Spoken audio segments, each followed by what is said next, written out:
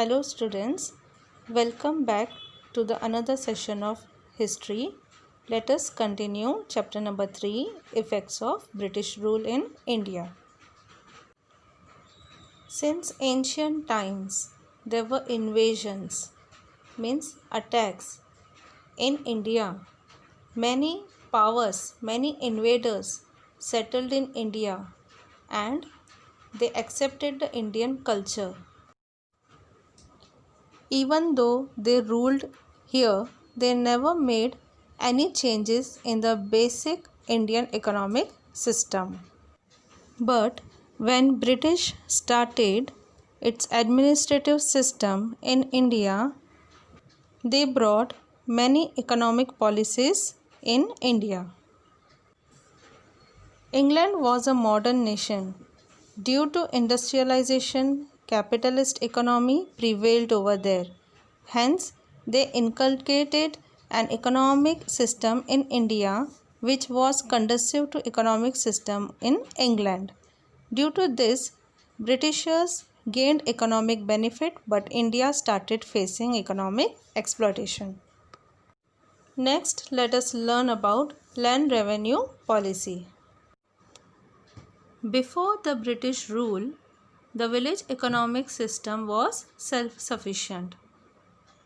The needs of village were fulfilled in the village itself through agriculture and related services. Land revenue was the main source of income of the state. Through this revenue, the needs of people were fulfilled. During the pre-British period, revenue was based on the type of cultivated crop. The farmer was exempted from taxation. Exempted means free from taxation in case of loss of crops. Revenue was mainly collected in the form of grains. As you know, previously there was no system of cash. So, revenue was being collected in the form of grains. Even in case of late payment of tax, the farmer's land was not confiscated. Now, we will understand this sentence with the help of British policies of land revenue system. Now, let us see the land revenue policy after British rule started in our country. To increase income, the British made important changes in the revenue system. Land was measured and as per the area of the land, the tax was fixed. Payment of tax was made compulsory in the form of cash. So previously, before the British period, before British rule, people, means common people, farmers used to pay the revenue in the form of grains. But afterwards, after British came in our country, payment of tax was made compulsory in the form of cash. Land was measured and as per the area of land, the tax was fixed. If the farmer failed to pay tax in time, then his land would be confiscated. Confiscated means seized.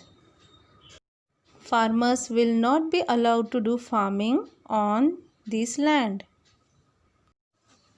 The British system of land revenue collection differed from place to place, which led to exploitation of all farmers.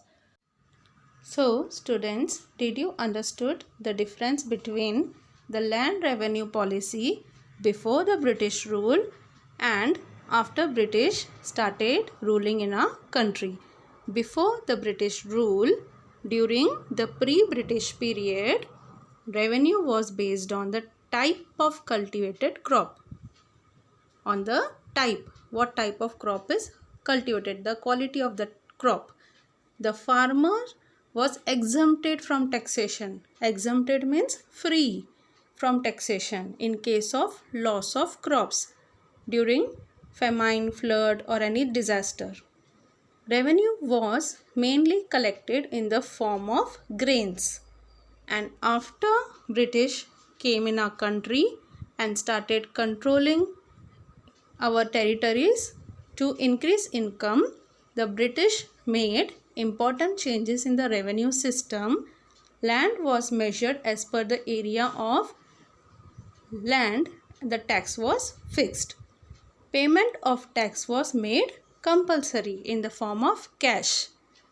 If the farmer failed to pay cash on time, then his land would be confiscated. Confiscated means seized. He will not be allowed to do farming on that land. In this way, the farmers were exploited. Next, we will learn about consequences of new land revenue system. What were the effects on the farmers on this new land revenue system? To pay the taxes on time, Indian farmers had to sell their crops at whatever price they received. The merchants and brokers started purchasing their goods at minimum rate. At certain times, the farmer had to mortgage his land. Mortgage means instead of money, they used to keep their land to the moneylender or with the zamindars. Means Indian farmers started selling the crops at whatever price it received. The merchants and brokers started purchasing their goods at minimum rate. At certain times, the farmer had to mortgage his land to the moneylender for arrangement of the money to pay tax. In this way, farmer became bankrupt. In case of non-repayment of loan, the farmer had to sell his land. The farmer was exploited by the government, zamindar, moneylenders and merchants. In this way, farmers were exploited. They were forced to pay tax in cash.